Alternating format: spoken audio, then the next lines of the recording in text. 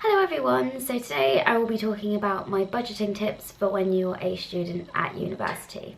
Tip number one is to plan your meals in advance so you can avoid spending money on takeaways, and you'll be able to create a list for when you go grocery shopping so you don't buy any unnecessary things. Tip number two is to figure out how much income you've got coming in each week and then create a plan based on that so you can budget accordingly.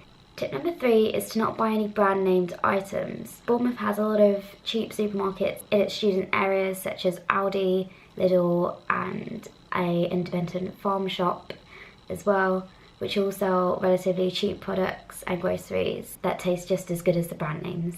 Tip number four is to consider what's actually essential when moving down here. For example, do you really need your car down here and need those necessary expenses? Or is that something you can leave at home? Book any train or coach tickets in advance for when you're travelling to and from home.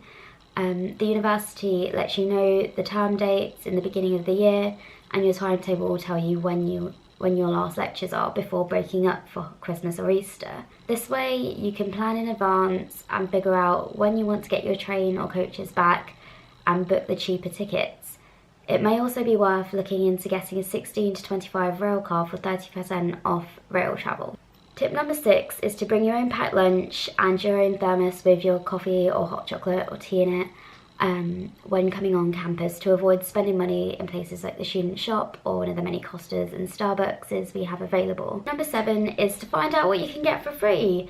For example, students don't have to pay council tax, and when it comes to medical expenses, look into getting a HC2 form in order to make yourself exempt from paying them. Tip number eight is to sell things you don't use or need anymore. For example, old textbooks that you've used for a previous unit, you can sell down to those in the year below you. Number nine is to set some time aside each week to look at your online banking and see where your expenses are coming from. This is also good because you can see where you're perhaps spending too much money, and you can think about how you can reduce that.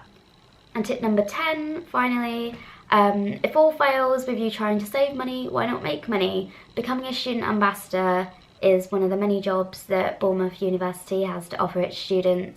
There's more than just one role for a student ambassador, which means you can apply your skill sets across the board, and it's great for enhancing them as well as enhancing your employability.